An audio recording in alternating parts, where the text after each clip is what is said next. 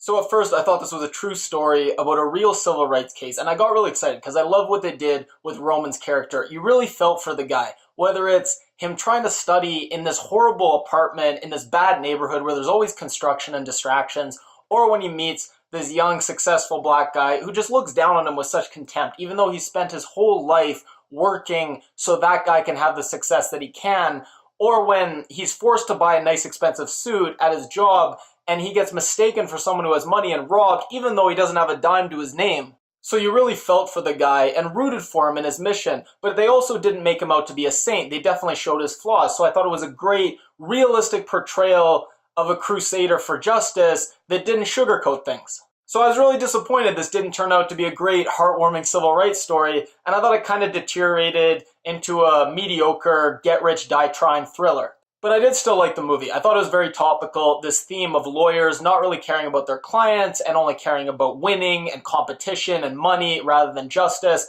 I mean, it's always topical, but especially topical, I think, now.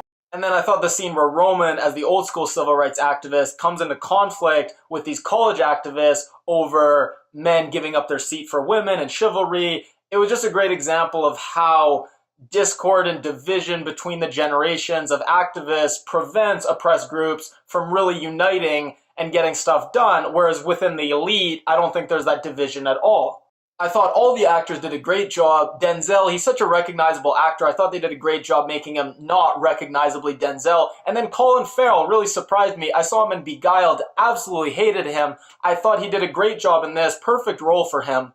And I thought the dialogue was great, so many memorable lines. You're a low-flying bee. In the architecture of this firm, I am a pillar. Well, I'm sorry for taking a nanosecond off your assembly line rubber stamp existence. The last ripple of a mighty wave washed ashore. Well, you're just drowning in the shallow end. Life smiles, I smile back. So for a rating, I really didn't like the second half. I thought his switch from idealism was way too stark, and then his switch back was way too rushed.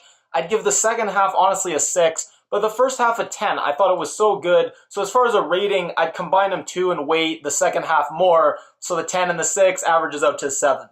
If you like this review, please give it a thumbs up. If you haven't already, click my face to subscribe, and if you leave a comment, I'll read it and reply.